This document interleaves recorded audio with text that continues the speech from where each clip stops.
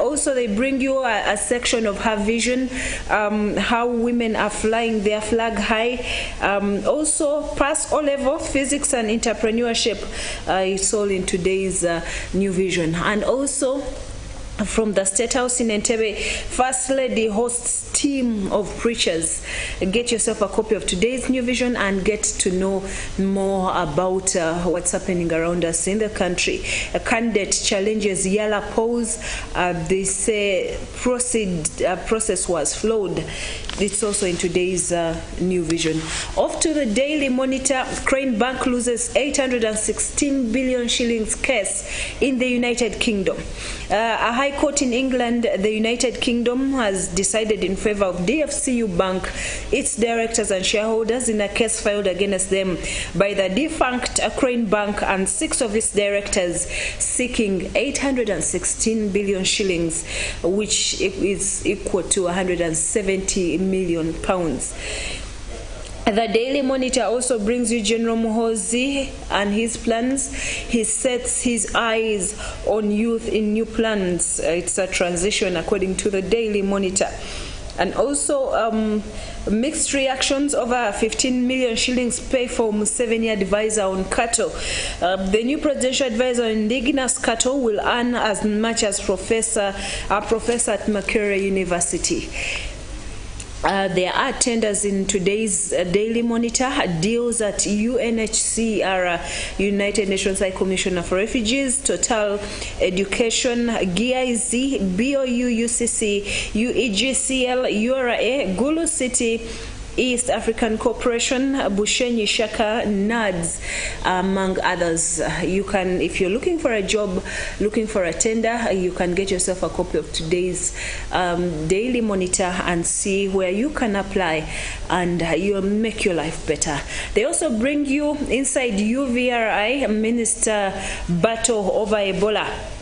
The disagreement, which has been brewing over the years, according to the sources in government, explains the move by the health minister to block the UVRI from doing research on Ebola patients and overseeing the testing of the virus at a time when the country is struggling to contain the outbreak. The details in today's Daily Monitor. And also, passport production back to full capacity. The Ministry of Internal Affairs has said they have been producing about 1,000 passports a day while operating at half capacity, but they are now back to processing between 2,500 and 3,000 passports per day, and the development may see thousands of applicants get their travel documents faster. Well, because of time, we are going to end here for today's local news update. Allow me to take you straight into our international news update. We'll start with what's happening in Africa. Results from Friday's parliamentary election in Lesotho have seen a recently founded party led by a millionaire diamond magnate winning the highest number of seats. However, Sam Matekane's Revolution for Prosperity Party won 56 seats, just short of securing the majority needed to end a long-running political gridlock. All the Basotho Conversion Party, which led the outgoing government, lost a lot of support and only won 8 of the country's 120 seats. Over the last decade, numerous coalition governments have been undermined by infighting, and no prime minister has served out a full 5-year term. Mr. Matekane, who only formed the party 6 months ago, will now have to secure the support of smaller parties to form a government. Moving on to Guinea, a judge has rejected a request from former military ruler Musa Didas Camara that he be placed under house arrest rather than remain in prison during his trial for mass murder. Captain Camara was returned to the country last month after 12 years in exile. He is on trial together with 10 other former officials of atrocities that took place in 2009, soon after he seized power. He is charged with being responsible for the killing by soldiers of more than 150 people and the rape of more than 100 women at an opposition rally in Conakry Stadium. Captain Camara has denied the charges. Moving on to Europe, the number of people in Venezuela. The number of people killed has risen to 36 and 56 others are missing after landslides swept away their homes in the Venezuelan town of Las Tejerías. About 1,000 emergency personnel are taking part in research and rescue operations. President Nicolas Maduro has declared 3 days of national mourning. Among those killed are 2 toddlers, according to local media. Earlier reports say 25 people have been killed, but Interior and Justice Minister Remigio Ceballos has told reporters that the number had risen to 36. Torrential rainfall caused by the river El Pato to burst its banks, resulting floodwaters swept away trees, cars, houses and shops in towns and some 50 kilometers southwest of the capital, Caracas. On the walls of the houses, thick mud showed how the floodwaters had risen. And in the United Kingdom, the Chancellor's decision to bring forward the date of his plan to balance the government's finances failed to reassure markets yesterday. Government borrowing costs rose sharply after Kwarteng said he would fast-track his plan to 31st of October. The plan will set out how he will fund tax cuts and reduce debt after his mini-budget sparked market turmoil. An independent forecast of the UK's economy's prospects will be published at the same time. In the wake of the September mini-budget, the pound slumped to a record low, government borrowing costs surged, and the Bank of England was forced to step in and take emergency action after the dramatic market movements put some pension funds at risk of collapse. And in Asia, North Korea says its recent barrage of missile launches were a simulation of a nuclear attack on the south. It comes as intelligence suggests North Korea is preparing to hold its first nuclear weapon test in 5 years.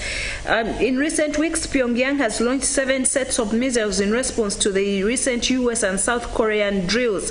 Yesterday, state media published extensive reports claiming the missiles were designed to carry tactical nuclear weapons, and they said these are small short-range weapons intended for use on the battlefield. They say the military practiced loading the missiles with dummy versions of the miniaturized warheads. And moving on to still in Asia, Taiwan today is marking Double 10 or 10 October, the Self-Ruled Island National Day.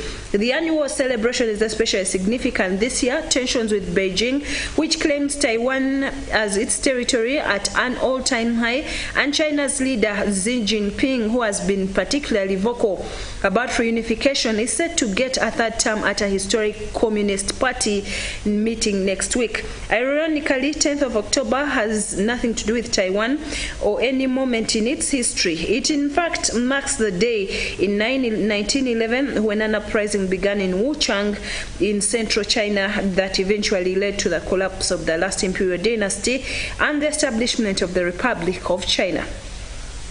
And last but not least, the hail of indiscriminate missile fire across Ukraine this morning was Russia's brutal payback for the attack on the Crimean Bridge. Russian President Vladimir Putin called it the response to an act of terrorism, which he blamed on Ukraine.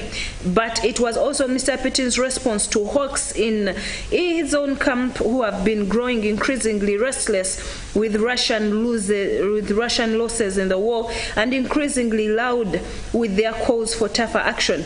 Those pro-Kremlin officials and TV hosts who were depressed and dejected just days ago are now cheering this assault on their neighbor, gloating and even dancing in social media posts as Ukraine grieves for its dead and picks through the wreckage of its multiple attacks.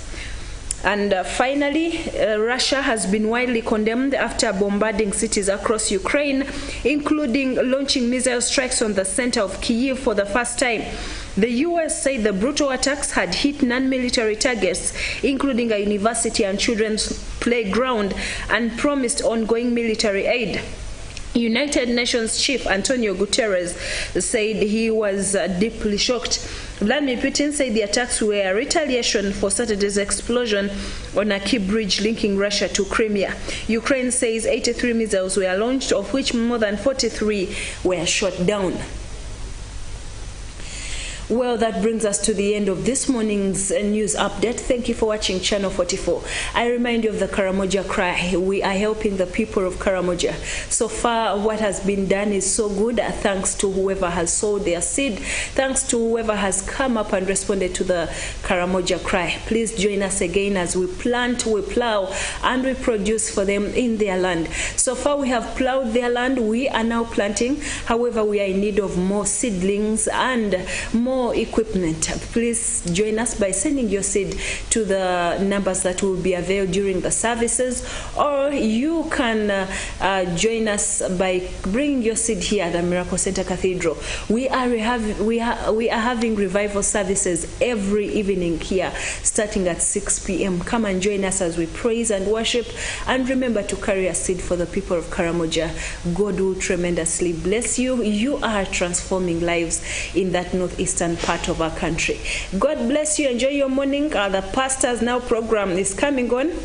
Good morning.